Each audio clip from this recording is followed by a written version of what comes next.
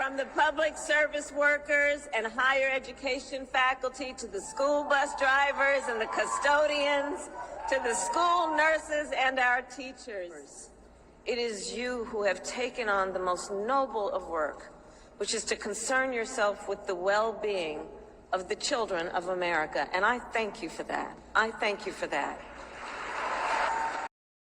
Educators are the backbone of our society. From the early days of public education to the thriving institutions we have today, teachers have dedicated their lives to shaping minds and inspiring futures. College professors in particular go beyond textbooks and lectures. They challenge, guide, and prepare us for the world ahead. In this documentary, I sit down with educators from Northwestern State University of Louisiana to explore their experiences. What drives them? How do they view their role in shaping the next generation? And what keeps them motivated to walk into a classroom every day? As I said, I am Brittany Blackwell-Broussard, and I'm the Director of Culture and Climate, but I also teach various psychology courses, research methods, psych as a profession, and diversity issues in psychology. I've been here at Northwestern started as a GA in the psych department, so I've been here for 15 years. I love seeing students get it, just that light bulb going off, actually seeing them, that progress they make from not understanding to understanding, especially even though I don't like research, to be honest. I don't like writing, to be honest, and so I empathize with my students, but I love when they actually feel accomplished in their writing, and I see that progression. I helped to take them from hating it to, this is actually, this is pretty cool. So I've been an educator on and off. I'm not trying to be funny, but I would say my whole life.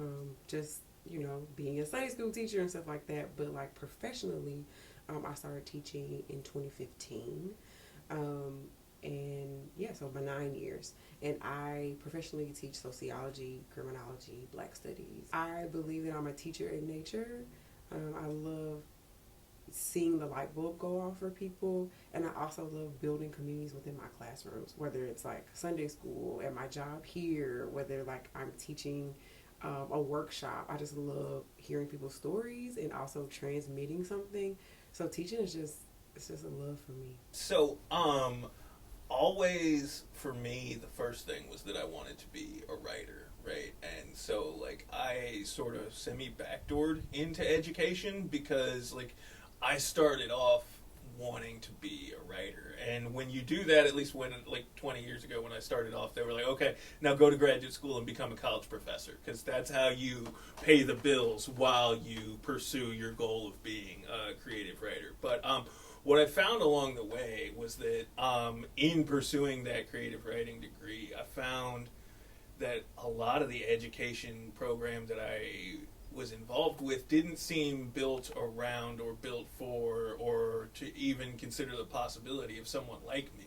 That Mexican folks from Worth Heights aren't really supposed to go to graduate school in some instances. Not to say that they're sitting there checking people's income and pronunciation of words at the door, right? But that everything about the way that I experienced higher education told me that that it was set up for someone other than myself, and so it became a goal along the way to kind of make space in higher education for other people like me, right? And to make it so that people who come from lower economic backgrounds, so people who aren't part of the dominant culture, can still feel like there is a place for them in academia.